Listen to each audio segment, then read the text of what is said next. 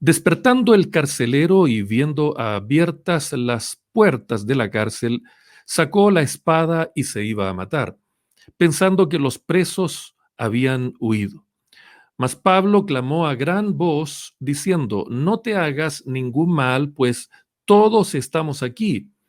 Él entonces, pidiendo luz, se precipitó adentro y temblando se postró a los pies de Pablo y de Silas, y sacándolos les dijo: Señores, ¿qué debo hacer para ser salvo?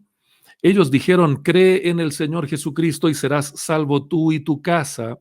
Y le hablaron la palabra del Señor a él y a todos los que estaban en su casa. Y él, tomándolos en aquella misma hora de la noche, les lavó las heridas y enseguida se bautizó él con todos los suyos, y llevándolos a su casa, les puso la mesa y se regocijó con toda su casa de haber creído a Dios. Amén. Dios bendiga la lectura de su palabra y que sea motivo de bendición para usted y para mí en el día de hoy. Estamos acá frente a un pasaje muy conocido en el libro de los Hechos de los Apóstoles, un momento en que los discípulos del Señor son encarcelados injustamente, como siempre, y en medio de todo lo que ocurre allí, un hecho milagroso, distintas situaciones, ocurre esta convicción de pecados en el carcelero de la cárcel de Filipos. Y el contexto simplemente quiero usarlo para plantear esta interrogante que hace el carcelero de Filipos. ¿Qué debo hacer para ser salvo? Esa es una pregunta que no solo este hombre se ha formulado, sino que muchas personas se formulan cada día. ¿En qué consiste la salvación? ¿Qué puedo hacer para ser salvo? ¿Qué necesito hacer para estar en comunión con Dios? Es una pregunta importantísima, porque hemos sido creados para la gloria de Dios. Y en tanto no cumplamos ese propósito y ese destino, nuestras vidas serán vacías y absolutamente carentes de todo sentido. Entonces, esta pregunta que hace el carcelero de Filipos nos sirve hoy día para reflexionar en torno a una verdad importantísima. Sabemos que la salvación es por fe. Sabemos que es imposible agradar a Dios sin fe. Pero, ¿cuál es la fe que salva? ¿En qué consiste la fe salvadora? ¿Qué elementos tiene esta fe? Hay personas que me dicen: Pastor, yo tengo mucha fe.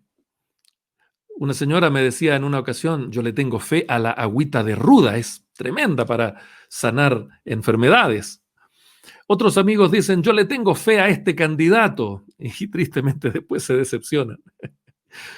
Pero ¿es esta clase de fe que la gente dice tener suficiente para ser salvos? ¿La fe que salva es la misma fe que le tenemos a una agüita de manzanilla o una agüita de ruda? ¿O la fe que expresamos en que un determinado candidato político va a cumplir sus promesas? ¿Esa fe es suficiente para la salvación?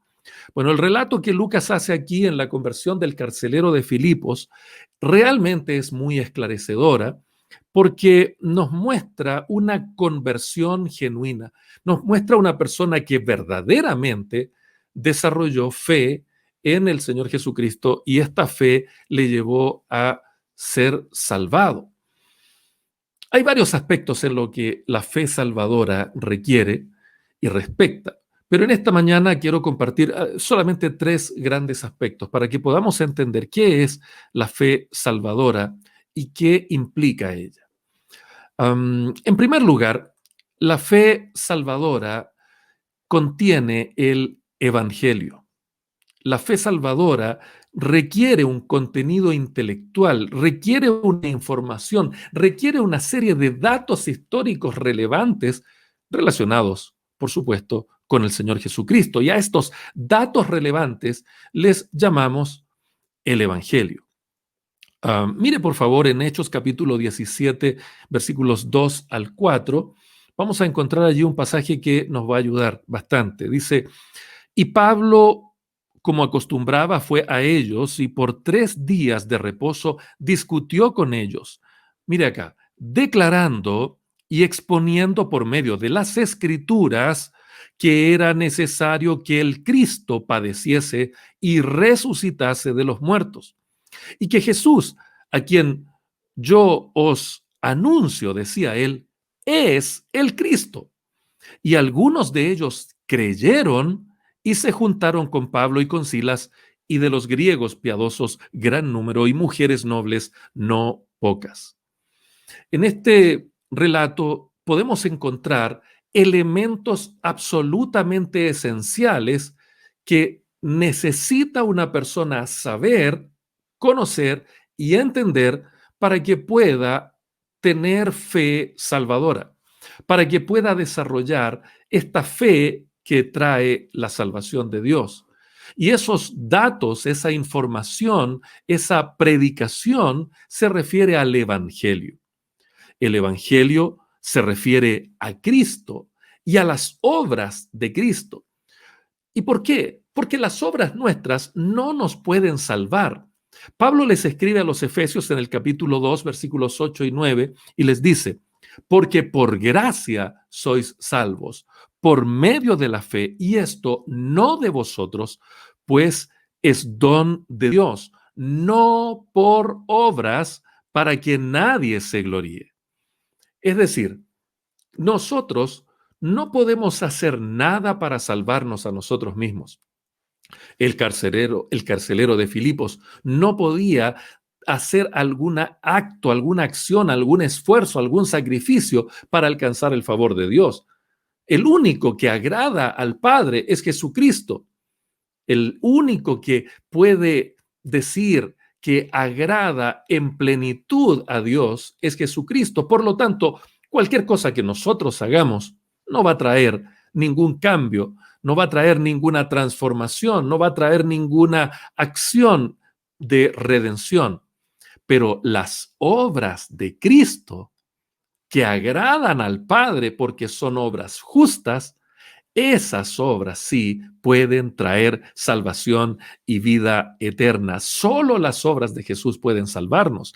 Romanos capítulo 5, versículo 1 dice, justificados pues por la fe, tenemos paz para con Dios por medio de nuestro Señor Jesucristo. Vale decir que la fe salvadora es una fe puesta en lo que Cristo ha hecho por nosotros, y lo que Cristo ha hecho por nosotros es lo que conocemos como el Evangelio. El mensaje, las buenas noticias de lo que Cristo ha hecho por nosotros para salvarnos. Podemos resumir el Evangelio en algunas ideas que usted seguramente ha escuchado, pero eso es el Evangelio. En primer lugar, ¿qué ha hecho Jesús? Él es el Verbo hecho carne.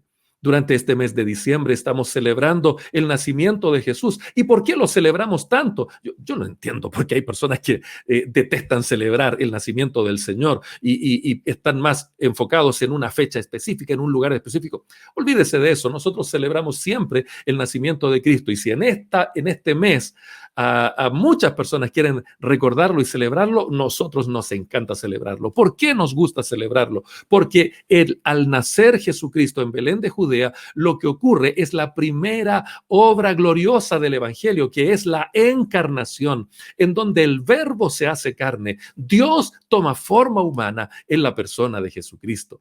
Ese es el primer hecho glorioso que nos puede salvar. Y es un milagro, porque el nacimiento de Jesucristo es un nacimiento virginal. Él nació de una virgen sin la intervención humana. El Espíritu Santo formó ese santo ser en el vientre de María, y cuando nace en Belén de Judea es el Hijo de Dios el que está naciendo. Y eso es motivo más que suficiente para cantar: suenen dulces himnos gratos al Señor y óiganse en concierto universal, gloria cantemos al Redentor. Hay que cantar, hay que celebrar este mes y todos los meses del año, porque el Verbo se hizo hizo carne. Ese es el gozo de la Navidad. Si te llega un iPhone 12 o si te llega un pedacito de queso envuelto en un papel celofán, eso da lo mismo, porque el regalo más grande ya lo hemos recibido al nacer Jesucristo en nuestras vidas y en nuestros corazones. Bendito sea el nombre del Señor.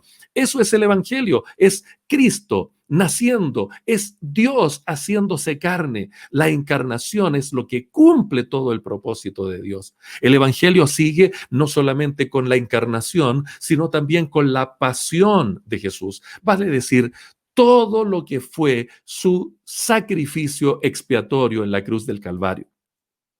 Ese crimen horrendo, ese crimen brutal, ese crimen cobarde, ese juicio falso, todo lo que recordamos y lo que el Evangelio nos enseña acerca de cómo murió Jesucristo, es en realidad una muerte vicaria.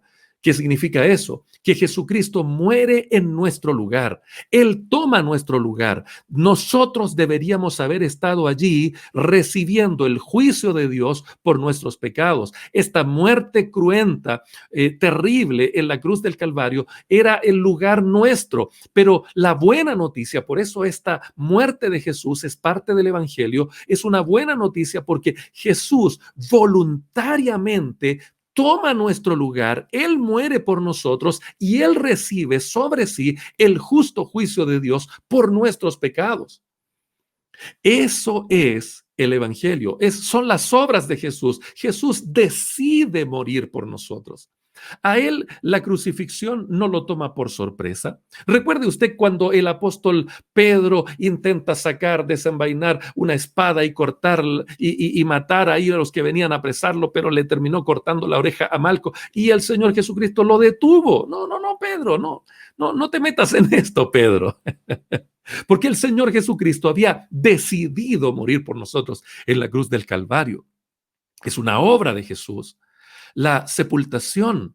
Jesucristo es sepultado después de su muerte. Eso es muy importante porque eso demuestra que la muerte de Jesús fue real. Él de verdad murió en la cruz del Calvario. No fue un síncope que le dio, no fue un desmayo. Después de la tremenda tortura que recibió, literalmente él murió en la cruz por nosotros y fue sepultado.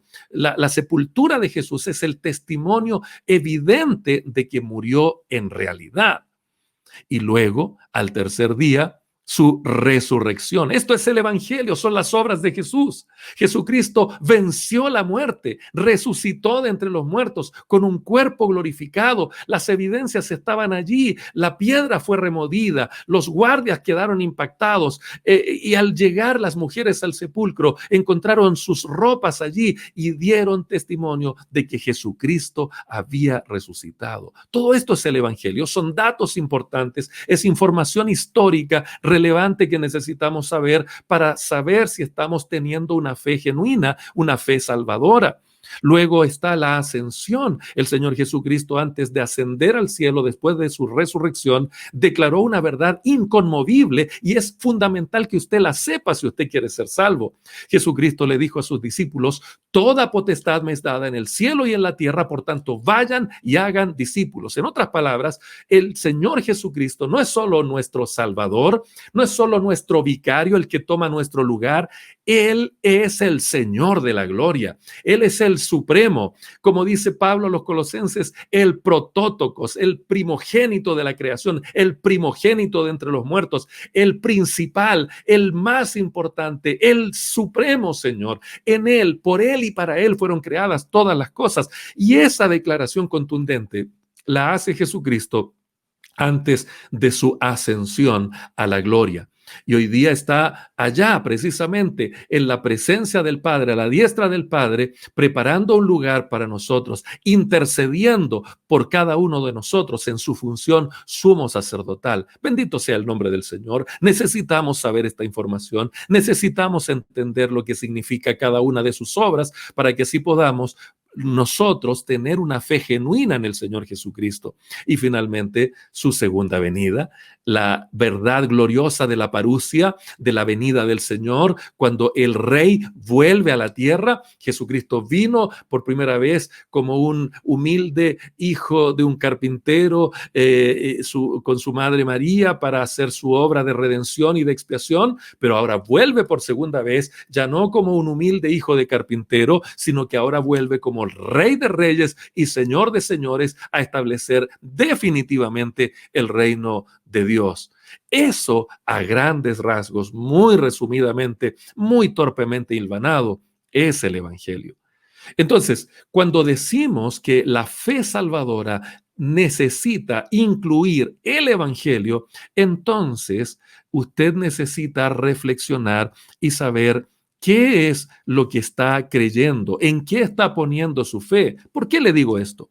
Porque en estos 20 siglos de cristianismo, los 20 siglos de cristianismo nos han dado cientos de relatos y retratos equivocados acerca del Señor Jesucristo.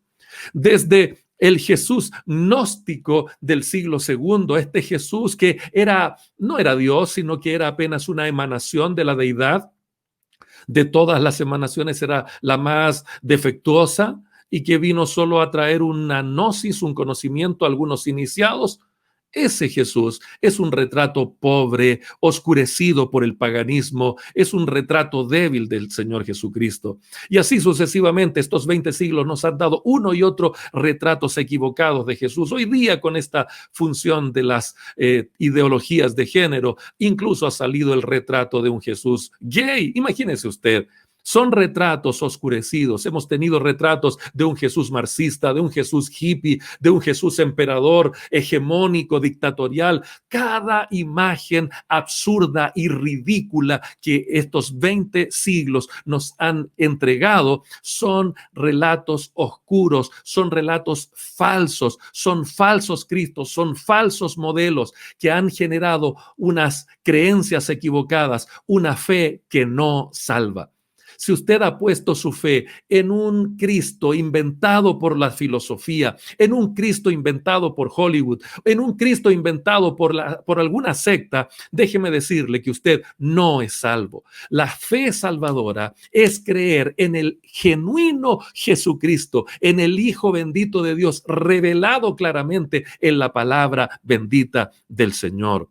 Por ello, vamos a saber en qué consiste la fe que salva solamente al conocer el Evangelio, al escuchar la predicación bendita del Evangelio, cuando el Espíritu Santo pone convicción en nuestras vidas para creer en el verdadero Jesucristo. La pregunta en esta mañana es entonces, ¿conoces el Evangelio? Si eres predicador, ¿predicas el Evangelio? ¿O también has comprado una versión alternativa? ¿O también has comprado un sucedáneo del Evangelio? Los predicadores hoy día dicen muchas cosas y a eso le llaman evangelización. Tenemos hoy día predicadores de autoayuda, tenemos predicadores de prosperidad, tenemos hoy día místicos, tenemos hoy día legalistas, tenemos hoy día una enorme cantidad de retratos oscurecidos del Evangelio, de ofertas vanas y absolutamente precarias. Pero el verdadero Evangelio sigue siendo eficaz para traer convicción, salvación, vida eterna, libertad completa. Por eso en esta mañana te invito a que conozcas a Jesucristo, al verdadero, al genuino. No aceptes imitaciones. En segundo lugar, el segundo aspecto de la fe salvadora es la convicción.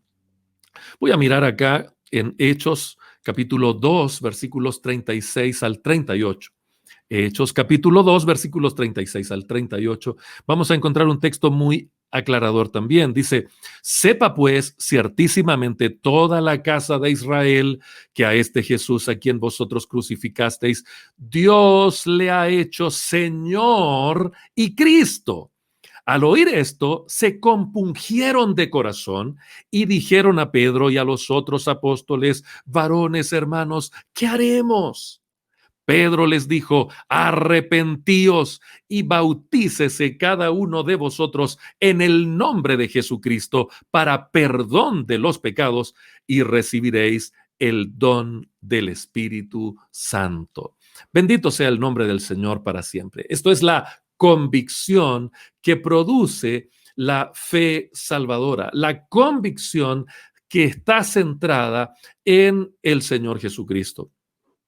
La gran confesión de pecados, la gran confesión de fe, el gran reconocimiento, mis queridos hermanos, que hace una persona realmente nacida de nuevo, es reconocer que no creyó antes en Jesucristo. El gran pecado que hay que confesar es que hemos sido unos viles, miserables, perdidos, incrédulos. Eso es confesar a Jesucristo. Eso es la confesión de fe en Jesucristo. Esa es la gran convicción de pecado que el Espíritu Santo pone en nuestros corazones. Mire, por favor, Juan capítulo 16, versículos 7 al 11. Dice, pero yo os digo la verdad. Jesús le dice a sus discípulos, pero yo os digo la verdad, os conviene que yo me vaya, porque si no me fuera, el Consolador no vendría a vosotros. Mas si me fuere, os lo enviaré, y cuando Él venga, convencerá al mundo de pecado, de justicia y de juicio. Pero preste atención a esta parte. Dice, de pecado por cuanto no creen en mí. Ahí está la convicción de pecado. ¿Cuál pecado? La incredulidad. De pecado por cuanto no creen en mí. ¿Qué más? De justicia por cuanto voy al Padre y no me veréis más. Y de juicio por cuanto el príncipe de este mundo ha sido ya juzgado. Pero déjeme detenerme un momento en esto. ¿En qué consiste entonces la convicción de pecados? El gran pecado del que nos convence el Espíritu Santo es de no creer en Jesús. Tal vez usted me diga, pero si yo creo en Jesús, la pregunta es, ¿en cuál Jesús? ¿En el Jesús de su imaginación? ¿En el Jesús de la televisión? ¿En el Jesús de las teleseries brasileñas? ¿En el Jesús del neomarxismo? ¿Del marxismo religioso? ¿En el Jesús del capitalismo? ¿En el Jesús de la nueva era? ¿En el Jesús de las nuevas ideologías de género? ¿En cuál Jesús cree usted? ¿En el Jesús de las emociones? En el único Jesús que hay salvación es en el Cristo Jesús revelado en las Escrituras. No hay otro nombre dado a los hombres en el cual podemos ser salvos, solo en Cristo, porque su nombre es sobre todo nombre. No hay otro como Él. Por eso la convicción de pecado que demanda esta fe salvadora es estar convencidos y completamente persuadidos por el Espíritu Santo de que es un pecado ser un incrédulo. Sí, lo digo con todas sus letras. El gran Juan 3:16, el versículo que hasta los borrachos se saben de memoria, porque de tal manera amó Dios al mundo que ha dado a su Hijo unigénito para que todo aquel que en él cree no se pierda, más tenga vida eterna, viene luego acompañado con un texto que nos dice que el que cree es salvo, pero el que no cree ya es condenado. La incredulidad no es una opción. La incredulidad no es una alternativa intelectual. La incredulidad nos deja fuera del reino de Dios. La incredulidad nos deja marginados del reino de Dios. Solo los que creen en Jesucristo son salvados y tienen vida eterna, y esa es la promesa bendita del Señor. Por lo tanto, la fe salvadora es una fe centrada en Jesucristo. Es una convicción de pecados que nos saca de la incredulidad de no creer en Jesús o de creer en un Jesús paralelo o de creer en nuestra propia versión humanizada de un Jesús a nuestra medida, de un personal Jesus, de un Jesús personal. No, mis queridos hermanos, nada de eso nos salva. La fe que salva es la fe en el Cristo vivo y verdadero. Nunca me olvido de la experiencia traumática que vivió una alumna nuestra en el Instituto Bíblico Nacional. Estábamos por segundo año consecutivo enseñando en ese curso, un lindo curso, gente preciosa, gente muy hermosa. Y en ese segundo año estábamos enseñando la palabra del Señor. Y en medio de la clase, una hermana, una alumna destacada, una alumna muy colaboradora, muy participativa, muy buena para orar, una persona muy, muy, muy querida por todos nosotros, rompió en llanto.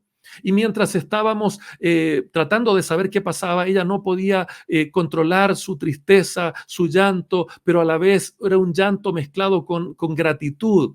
Cuando por fin pudo tomar dominio de sí misma, nos dijo, pastor, hermanos, perdónenme, no podía dejar de llorar, es que acabo de darme cuenta que toda mi vida he estado participando en una secta.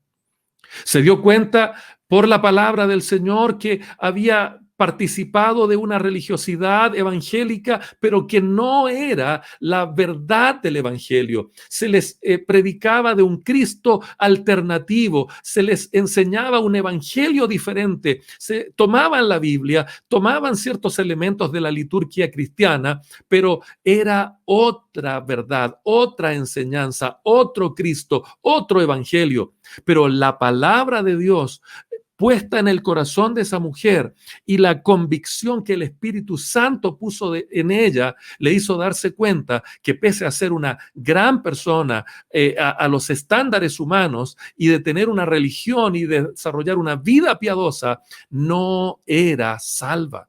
No estaba en el camino del Señor porque no estaba creyendo en el verdadero Hijo bendito del Señor.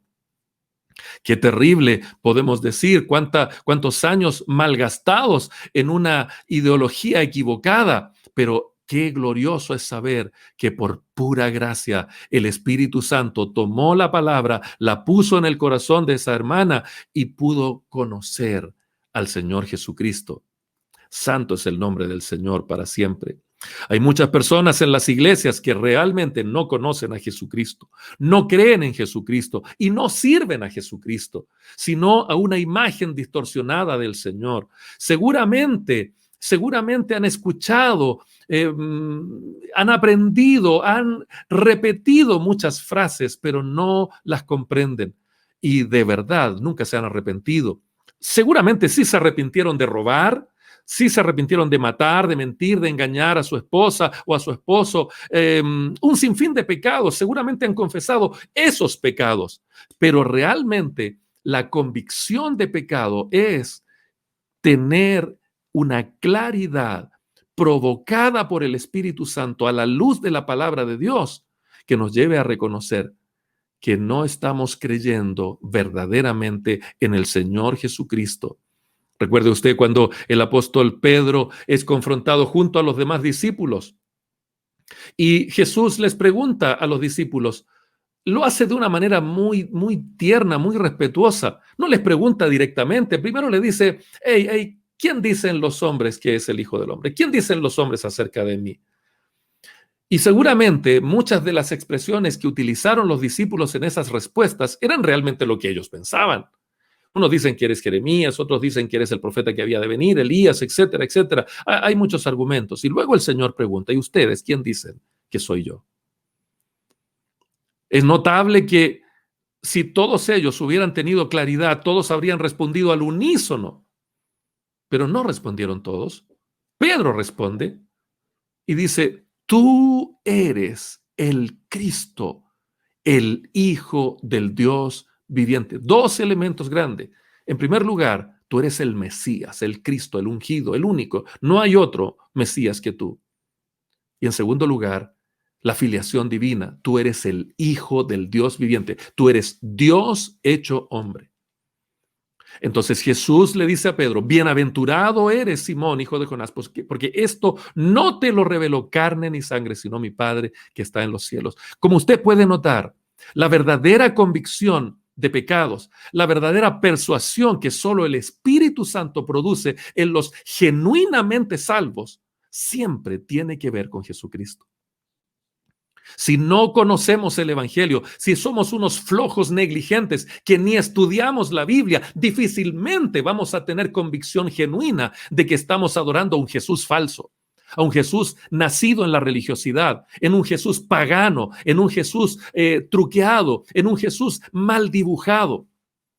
Pero cuando el Evangelio del Señor nos es revelado, lo hemos entendido, lo hemos comprendido a la luz de la gracia del Señor, entonces la primera convicción que vamos a tener es de el pecado de ser unos incrédulos por no haber adorado al verdadero Dios, a Jesucristo nuestro Señor. Y el tercer elemento de la fe salvadora es la confesión. Mira lo que dice Romanos capítulo 8, versículos 8 al 10. Más, ¿qué dice? Cerca de ti está la palabra en tu boca y en tu corazón. Esta es la palabra de fe que predicamos, que si confesares con tu boca que Jesús es el Señor y creyeres en tu corazón que Dios le levantó de los muertos, serás salvo. Porque con el corazón se cree para justicia, pero con la boca se confiesa para salvación. ¿Notas la relación que hay entre la convicción y la confesión? Si no tengo convicción de pecado, del pecado de la incredulidad, difícilmente puedo hacer una confesión de fe correcta. Déjame explicarlo nuevamente, déjame repetir esto, porque esto es esencial para la salvación.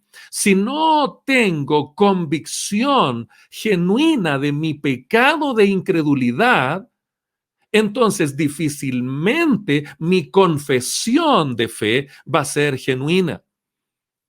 Si no estoy convencido de mi pecado de incredulidad y estoy adorando a un Cristo falso, seguramente mi confesión de fe va a estar relacionada con ese Cristo falso, con ese Jesús inventado, con ese Jesús a la medida. Es terrible esto, hermanos, yo sé. A un religioso no le va a gustar este sermón, esta predicación. Se va a sentir incómodo, se va a sentir inquieto. Va a tratar de buscar alguna manera de evadir esta verdad, pero déjame decirte que esto es central en tu vida. Tal vez tú eres familiar de evangélicos o de cristianos o de creyentes y tal vez nunca has tenido un encuentro con el Señor Jesucristo, pero déjame decirte que te pido que por favor no busques un encuentro cualquiera, un misticismo cualquiera, una emoción cualquiera. Céntrate en el Evangelio. Céntrate en la palabra revelada por el Espíritu Santo que está en la Biblia y que habla de las obras genuinas de Jesucristo, para que si vas a aceptar a Jesús, sea el Jesús correcto, al Jesús verdadero, no al Jesús de la tradición, no al Jesús de la religiosidad pagana, no al Jesús de la ideología, al verdadero Cristo revelado en las Escrituras. Si tienes esa convicción de pecado, del pecado de la incredulidad, de que has vivido como un pagano, de que has vivido como un perdido, de que has vivido como un incrédulo, has vivido diciendo amar a Jesucristo, pero te comportas como si Él ni siquiera te pudiera ver, déjame decirte que este sermón es para ti. No cambies de sintonía, quédate porque todavía hay algo más que te tengo que decir. Confesar la fe en público es mucho más que hacer un rito.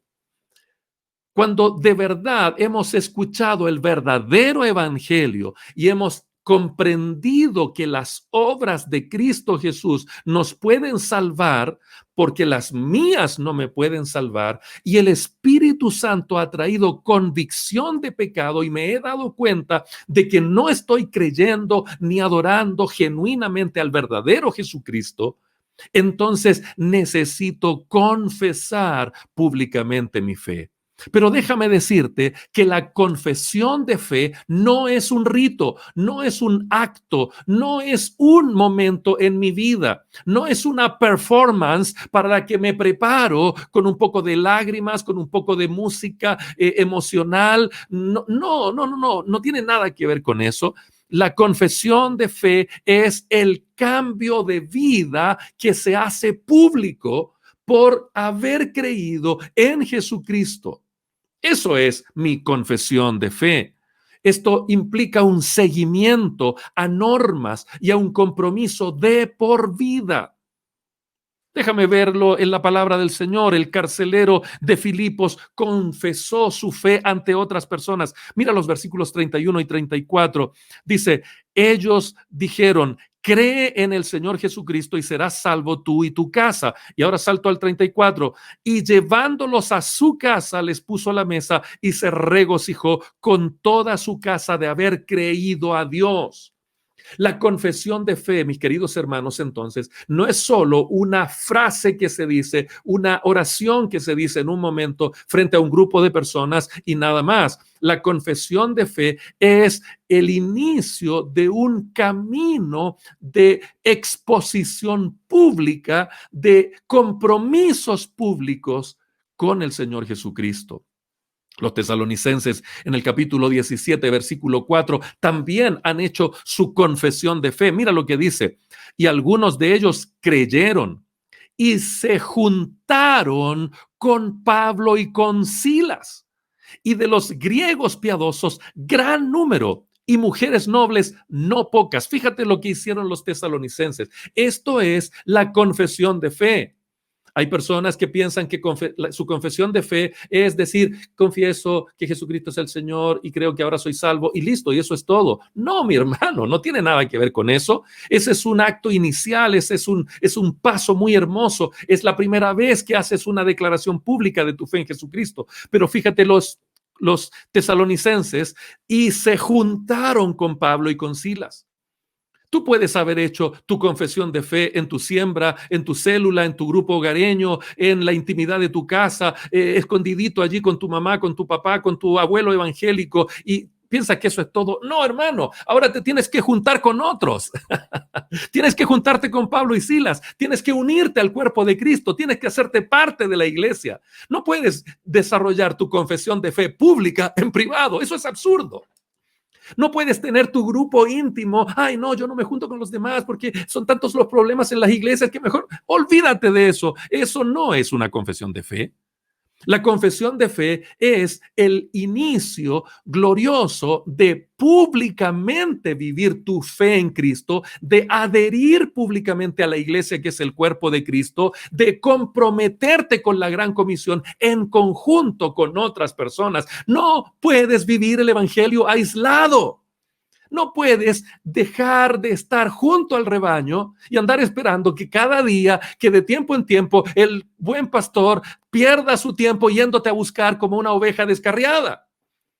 Tienes que ser parte del rebaño, tienes que ser parte de la comunidad de fe para en conjunto seguir usando tus dones para el servicio de otro y que otros usen sus dones para tu beneficio y en conjunto cumplir el mandato de ir por todo el mundo y predicar el evangelio a toda criatura. La confesión de fe no es un rito definitivamente, no es una liturgia, no es un momento sutach de gloria. No, Señor, la confesión de fe es la vida pública de un cristiano nacido de nuevo. Déjame decirte que la confesión de fe te va a producir grandes momentos muy dolorosos. Cuando confieses tu fe en medio de una entrevista de trabajo y te digan, como a mí me lo han dicho muchas veces, no, usted no, porque aquí los evangélicos no son bienvenidos.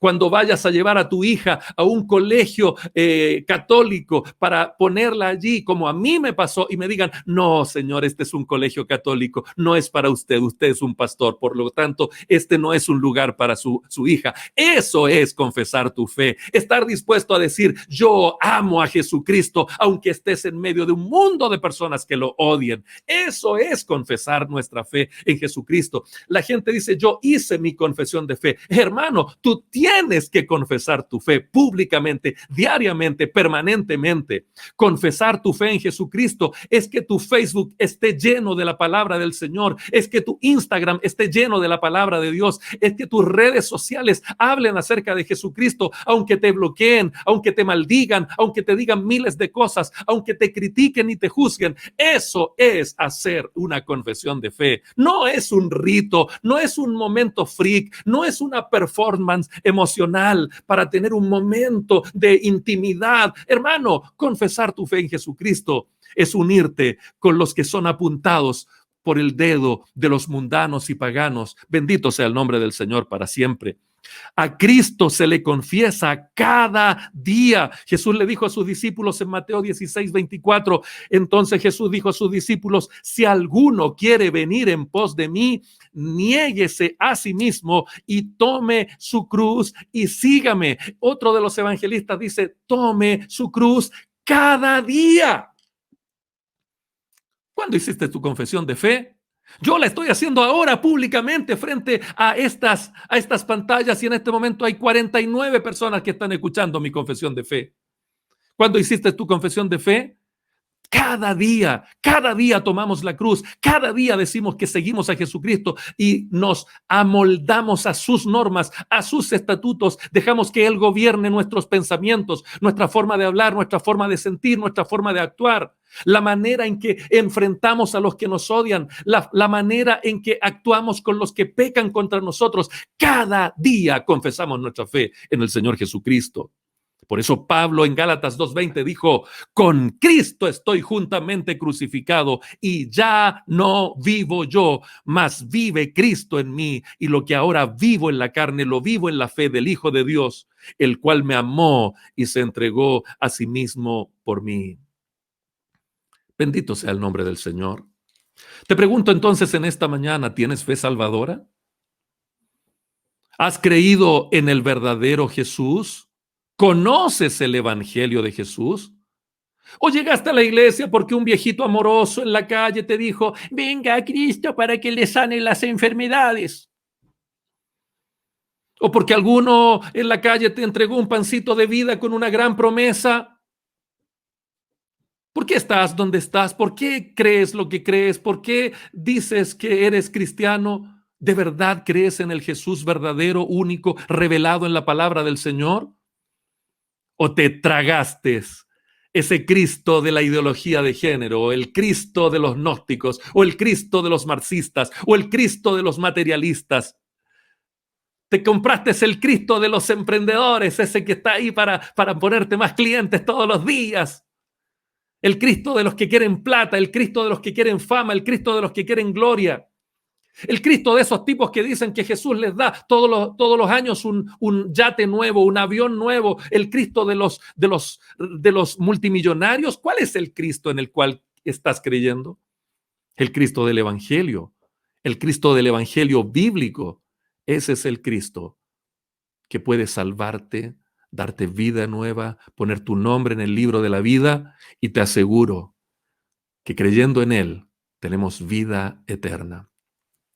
Si por primera vez has llegado hasta esta publicación y te ha llamado la atención y quieres conocer a Cristo, tal vez estés como el carcelero de Filipos diciendo en esta mañana: ¿qué debo hacer para ser salvo? ¿Qué necesito hacer para ser salvo? Pedro les dijo a los israelitas: arrepentíos y convertíos y creed en Jesucristo. Arrepentirse significa tener un cambio completo de mentalidad, que nuestra mente, que estaba centrada en nuestros propios intereses, ahora esté centrada en Cristo. Convertirse significa que sea lo que sea hacia donde estabas apuntando tu vida, a partir de hoy día la apuntes hacia Jesucristo. No para tener un momento espiritual, para hacer una confesión de fe y que todos vayan y te abracen y te saluden y nunca nada más. No, no, no. Para de aquí en adelante tomar la responsabilidad de confesar a Cristo con tus palabras, con tus acciones, con tus decisiones, con tu vida completa. Si estás dispuesto a eso, déjame decirte que el Señor tiene algo grande para ti. Tiene algo grande para tu vida. Tal vez eres un familiar o un invitado a una familia evangélica, tal vez ellos están listos para tomar la cena del Señor. Déjame decirte con todo cariño y con todo respeto que si no eres salvo, no deberías tomar la cena del Señor. Porque la palabra del Señor dice que quien toma la cena del Señor indignamente come juicio y bebe juicio para sí. No va a ser una buena idea pensar que es un ritual solamente, una cosa un poco mística de esta familia media estrafalaria que tienes y que te está invitando hoy día a tomar un poco de vino y a comer un poco de pan sin levadura. Déjame decirte que no es una buena idea. Pero sí el Espíritu Santo está tocando tu corazón en esta mañana. Es una muy buena idea que le rindas tu vida al Señor Jesucristo. No al Jesús de la tradición, no al Jesús de las teleseries, no al Jesús de la ideología, al Cristo revelado por el Espíritu Santo en la palabra de Dios, para que tú puedas decir junto con Pedro, tú eres el Cristo, el Hijo del Dios viviente. Si quieres recibir a Jesucristo, al verdadero Jesús, en tu corazón, te invito a que hagas esta oración conmigo.